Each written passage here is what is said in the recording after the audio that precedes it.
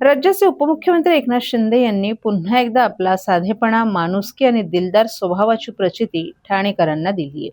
ठाणे पूर्वेकडील संत तुकाराम महाराज मैदानात आयोजित चैत्र नवरात्रोत्सवाच्या देवी स्वागत मिरवणुकीत त्यांनी दाखवलेली संवेदनशीलता हा संपूर्ण सोहळ्याचा केंद्रबिंदू ठरलाय. दरवर्षी त्यांच्या पुढाकारातून साजऱ्या होणाऱ्या या उत्सवात यंदाही भव्यता आणि भक्तिभावाची उधळण पाहायला मिळाली. ढोलताशांचा निनाद, जयदेवीच्या घोषणा आणि हजारो भाविकांच्या उपस्थितीत ही मिरवणूक उत्साहात पार पडत होती. शिंदे सहकुटुंब या मिरवणुकीत सहभागी झाले होते.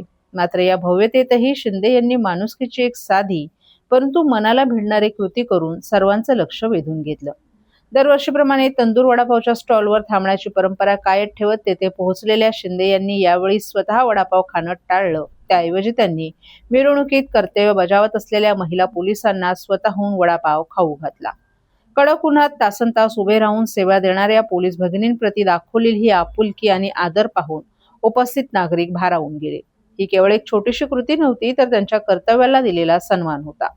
इतकंच नव्हे तर शिंदे काका म्हणत सेल्फीसाठी धाव घेतलेल्या लहान मुलांनीही त्यांनी तितक्याच प्रेमानं वडापाव खाऊ घातला. त्यांच्या या आपुलकीमुळे बच्चे कंपनी आनंदून गेली आणि काही क्षणांसाठी संपूर्ण परिसरात निरागस आनंदाची लहर पसरली.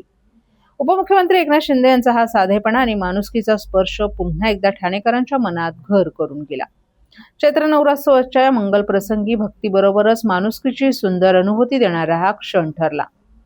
यावेळी उपमुख्यमंत्री शिंदे यांच्या पत्नी लता शिंदे, सून वृषाली शिंदे आणि नातू रुद्रांश तसंच ठाणे विधानसभेचे प्रमुख हेमंत पवार, ज्येष्ठ नगरसेवक मनोज शिंदे, हनुमंत जगदाळे, योगेश जानकर, शिवसेनेचे प्रवक्ते राहुल लोंढे तसंच विभाग प्रमुख अमित जयस्वाल, ज्येष्ठ शिवसैनिक प्रकाश कोटवानी आणि शिवसेनेचे सर्व प्रमुख पदाधिकारी आणि कार्यकर्तेही मोठ्या संख्येने उपस्थित होते.